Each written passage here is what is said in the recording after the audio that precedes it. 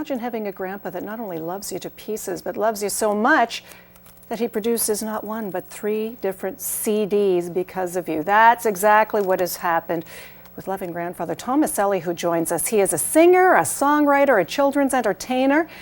And I guess it all started for you, Tom, producing the CDs when your grandson was born. How old is he now? He's 4 years old. He's 4 years old. Yeah. Oh my goodness.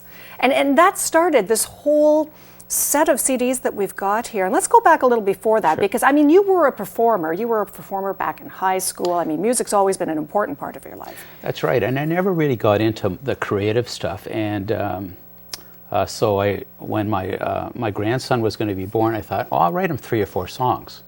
And I ended up writing 50 or 60 songs. So I thought, well, what am I going to do with this? So I have a couple of musician friends, and one of the fellas does recording. So we got together, we did the lullaby one, and I thought, well, let's do a series, sort of span right through. And so we did the lullaby for infants, a toddler one for ages 1 to 3, and then basically the third one is a CD for primary school age kids, and so there's the trilogy. Which is amazing to me. And so you said you wrote 50 songs when you knew that your grandbaby was on the way. What were the ideas, and what was kind of the thought behind those songs? Well, initially the lullaby one was just to try and focus in on something really comforting and quiet, but also a mobile song, a rocking chair song, a teddy bear song, things like that. For the toddler one, it got a little bit more challenging, and I worked with some people who taught younger children, and we did a talking song, a walking song, a singing song, a jumping song, a dancing song, a bathing song, and try to include that sort of developmental thing with fun music. And this one here as well, so not only entertaining, but also trying to bring out some issues. And I talked to you about a bullying song, an environmental song, a friendship song, a self-esteem song. So things that I can talk to them about when I do the performances that I think are really important to them. Well, and that's the other aspect of this. Not only has it developed into these 3 CDs, but now you're out performing and entertaining kids. And I never thought I would do that. I thought I was just going to do the 3 CDs and that was it. And then I thought, and I guess it's the teacher in me and maybe wanting to make a difference or bringing music out there. We know how important music is to kids. And I thought, well, let's just do it. And so I've done chapters, I've done baby shows. I'm going out into the elementary schools now. I'm looking at museums, various festivals, etc.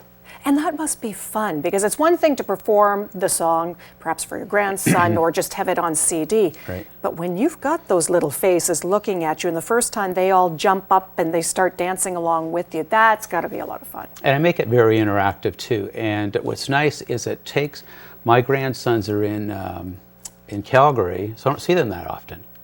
So it's a really nice thing for me to connect with children that are the same age as what my grandsons are. So that's neat too as well. You've put together this entire group now that perform with you. Cool Kids Music is you and then some friends that you've brought along to be part of it.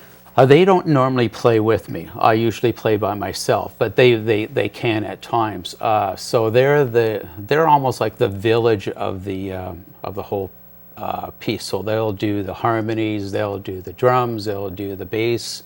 They'll sort of make it whole. And what I do is I usually sing to the album. I sing live, but there's a nice sort of full sound coming out for my performances. So they're not there, but they are there.